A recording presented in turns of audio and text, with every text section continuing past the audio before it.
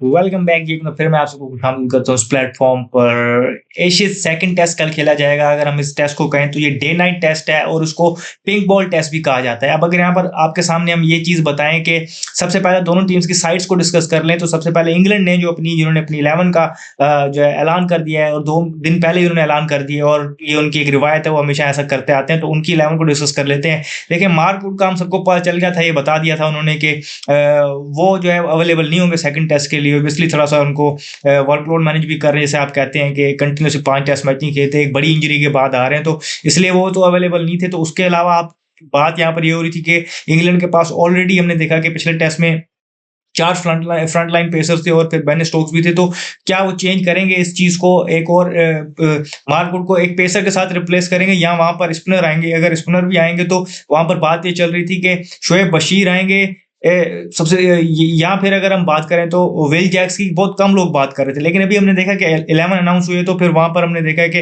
Would की जगह यहाँ उन्होंने विल जैक्स को शामिल किया। विल जैक्स को अगर आप देखें तो उनका रोल यहाँ पर ज़्यादातर अगर हम बात करें तो वो एक बैटर हैं जो बॉल कर सकते हैं, और ये उनके लिए एक एडेड एडवांटेज है। लेकिन वो एक फ्रंट लाइन स्पिनर आप उनको नहीं गिन सकते। अगर फ्रंट लाइन स्पिनर उनको खिलाना होता, जो बेन स्टोक्स ने खुद बताया, तो जो नंबर 1 स्पिनर की चॉइस होते हैं वो वहाँ पर शोएब बशीर होते हैं। ये हमें बेन स्टोक्स ने बताया, और ऐसा ही होता क्योंकि फ्रंट लाइन स्पिनर वो हैं। यहाँ पर क्योंकि हमने देखा कि पिछली मरतबा उनकी बैटिंग ने स्ट्रगल किया, तो अपनी बैटिंग को स्ट्रेंथन करने के लिए एक एक्स्ट्रा उन्होंने बैटर खिलाया जो फिर साथ में बॉल कर सकता है, और ऑब्वियसली उनके लिए एक अच्छी चॉइस है। गोइंग फॉरवर्ड आप देखेंगे, हम डिस्कस करेंगे जब पिंक बॉल के इस वीडियो में एंड में डिस्कस करेंगे कि पिंक बॉल से आप क्या एक्सपेक्ट कर सकते हैं कंडीशन से। तो उसमें हम बताएंगे कि कहाँ पर ये उनकी एक टैक्टिकल मूव है जो कहीं ना कहीं उनको सर्व कर सकती है। दोनों तरह की राय मौजूद है। कुछ लोग कह रहे थे अगर उनको खिलाना ही था स्पिनर तो यहाँ पर शोएब बशीर को खिला लेते विल जैक से। लेकिन दूसरी राय ये भी मौजूद है कि जो टैक्टिकल चीज़ मैं आगे आपको जो बताऊंगा, दूसरी राय उसको सपोर्ट कर रही है।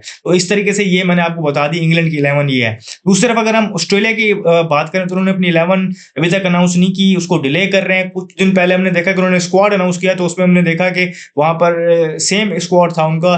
फिर हमने देखा कि उनकी तरफ से एक न्यूज आई कि उस्मान ख्वाजा जो है वो रूल आउट हो गए हैं, वो नहीं खेल रहे। उनके हमने देखा कि पिछले मैच में भी मसला हुआ था उनके बैक का, तो वो उससे रिकवर नहीं कर पाए। तो उसके फिर वहां पर डिबेट शुरू हुई कि जो स्क्वाड है उनका, उसमें अवेलेबल जो प्लेयर्स हैं उनमें से कौन खेलेंगे। फिर बात ये होने लगी कि ट्रेविस हेड जिस तरह उन्होंने पिछली सेकंड पहले मैच की सेकंड इनिंग में ओपनिंग की थी, तो यहाँ पर भी वो ओपनिंग करेंगे। और फिर वहाँ पर 5 नंबर पे यहाँ जॉश इंग्लिश आगे खेलेंगे या बो वेक्टर आगे खेलेंगे। तो लोग इस तरीके से बातें कर रहे थे, ये नाम चल रहे थे। और साथ ये भी था कि क्योंकि ओपनिंग पे उनके पास अभी एक रिलेटिवली न्यू जो बैटर मौजूद है, मैंने आपको बताया जैक वेदरहोल्ड उन्होंने डेब्यू किया था पिछले मैच में। तो इसके साथ ही अगर आप दूसरा उनके पास जो ओपनर मौजूद है मैट रेनशॉ, तो वो उस तरीके से उनके पास एक्सपीरियंस नहीं है। तो एक इनएक्सपीरियंस ओपनिंग प्लेयर खिलाना ये जरा सा अगेंस्ट जाता है ऑस्ट्रेलियन वे के। तो लग रहा यही था कि वहां पर ट्रेविस हेड जाके ऊपर ओपन करेंगे और नीचे जाकर 5 पे या इंग्लिश खेलेंगे या फिर वहां पर बो वेबस्टर खेलेंगे, जो बड़ा अच्छा उनका स्टार्ट है टेस्ट करियर का। तो ये ऐसे नजर आ रहा था।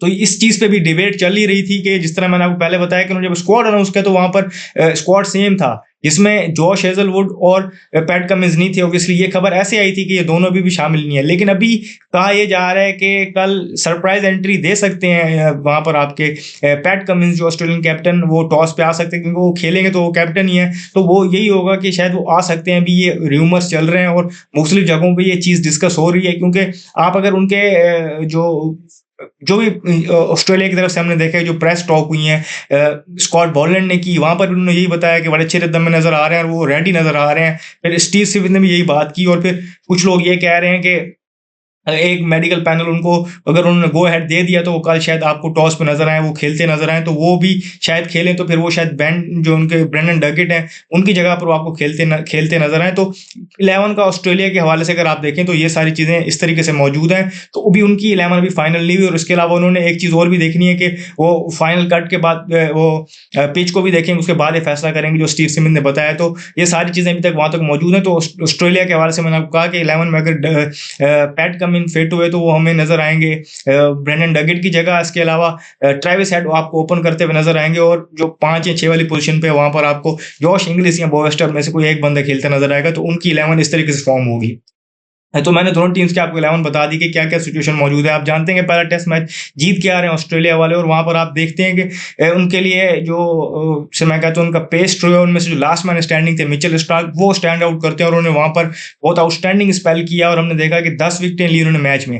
अभी इस फॉर्म को वो लेते हुए और इस रिदम के साथ वो आ रहे हैं, तो इंग्लैंड के लिए एक और खतरनाक चीज़ ये है कि उनका अगर आप पिंक बॉल का रिकॉर्ड देखें तो उनकी 81 विकेट्स हैं और सिर्फ 17.81 की एवरेज पे।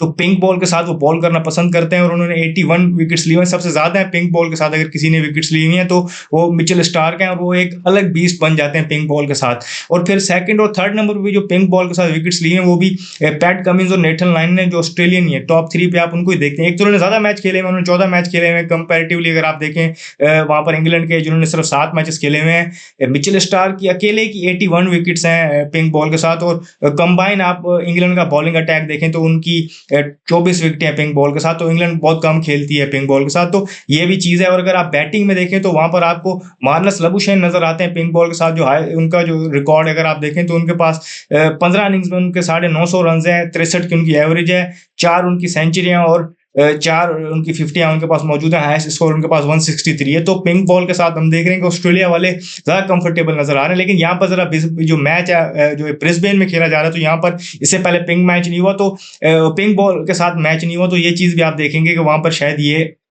एक नया चैलेंज ऑस्ट्रेलिया के लिए भी होगा कि इससे पहले वो वहाँ पर नहीं खेले। पिंक बॉल के ज़्यादातर मैचेस हमने देखा है कि वो एडिलेड में खेल रहे होते हैं, तो यहाँ पर ये ब्रिस्बेन में ज़रा सा अलग एक चैलेंज हो सकता है उनके लिए भी। इस हवाले से मैंने आपको बताया कि पिंक बॉल के साथ डोमिनेंस है ऑस्ट्रेलिया की, वो ज़्यादा खेलते हैं और खेलना पसंद भी करते हैं। फिर मैंने आपको एक चीज़ वीडियो के शुरू में बताई कि क्या चीज़ें यहाँ पर जो है आप एक्सपेक्ट कर सकते हैं पिंक बॉल के साथ। देखिए, सबसे पहले तो पिंक बॉल जो है वो हम ये जानते हैं कि रेड बॉल ज़्यादा रेड बॉल अगर आप कंपैरेटिवली देखें तो 10-15 ओवर के लिए आपकी मैक्सिमम स्विंग होगी, लेकिन जो पिंक बॉल होगी वो फिर 30 ओवरों तक आपको वो जिसे कहते हैं ज़्यादा चलती है और ज़्यादा स्विंग देती है आपको। लेकिन एक और जो चीज़ है यहाँ पर पिंक बॉल की है, वो ये है कि ये जल्दी सॉफ्ट हो जाती है, और एक जो पीरियड आता है ऐसा कि जहाँ पर वो स्विंग होना बंद हो जाता है और एक जिसे कहते हैं ड्राई पैच आता है, जहाँ पर फिर बैट्समैन रन्स करना पसंद करते हैं। और कहीं ना कहीं जो ब्रिस्बेन की जो पिच है, जो गाबा की, ये आपको फ्लैट आउट होती नजर आ सकती है। लेकिन जब जिसे कहते हैं ट्विस्ट ये है कि जहाँ पर एक टाइम आता है कि जिसे हम कहते हैं कि जब आर्टिफिशियल लाइट्स जो है वो इफेक्ट लेना शुरू करती हैं, जिसे हम ट्वाइलाइट पीरियड कहते हैं, वहाँ पर आकर अगर आप देखें तो जो पेसर्स हैं उनको वहाँ पर अंडर लाइट्स, स्पेशली अगर हम देखें जितने मैचेस हमने पिंक बॉल के देखें, तो वहाँ पर उनको ज़्यादा मूवमेंट मिलने लगती है ऑफ द सर्फेस, और वहाँ पर फिर एकदम क्लस्टर्स में विकेट्स गिरती हैं और फिर लॉटरी लग जाती है वहाँ बॉलर्स की, और कोशिश होती है टीम्स की वो ऐसे टाइम पे बॉलिंग करें ताकि वो वहाँ पर अपोजिशन को दबा सकें। तो ये सारी चीज़ें बड़ी इंपॉर्टेंट होती हैं कि अंडर लाइट्स कौन बॉलिंग करेगा, जो जो पीरियड होता है वो जब आर्टिफिशियल लाइट्स जो है वो इफेक्ट लेने लगती हैं, शुरू होने लगती हैं, तो वहां पर कौन सी टीम होगी। हो सकता है आप इंग्लैंड की जो हमने देखी है कि अनऑर्थोडॉक्सी के वहां पर वो एक सरप्राइज डिक्लेरेशन करके उस पीरियड को यूटिलाइज करें, या हो सकता है टीम्स अपनी इनिंग को इस तरीके से प्लेस करें कि वो अर्ली ऑन हार्ड जाएं और ऐसा चाहें कि डे के एंड तक जब या वो उस पीरियड तक वो स्कोर इतना कर लें कि उसके बाद बॉल के साथ उसको आगे वहां पर यूटिलाइज करें, क्योंकि वो एक पीरियड वाहिद ऐसा है कि जहां पर आप देख सकते हैं कि जो मूवमेंट बॉल की आपको ज्यादा नजर आती है, और वो विकेट टेकिंग वहां पर जिसे कहते हैं पीरियड होता है बॉल के साथ, और द पीरियड हमने देखा है कि चीजें इस तरीके से हो रही होती हैं। तो आप ये देखें कि अगर तो विकेट्स गिर जाती हैं तो इंग्लैंड और ऑस्ट्रेलिया का दोनों का इस पीरियड को खेलने का स्टाइल आपको अलग नजर आएगा।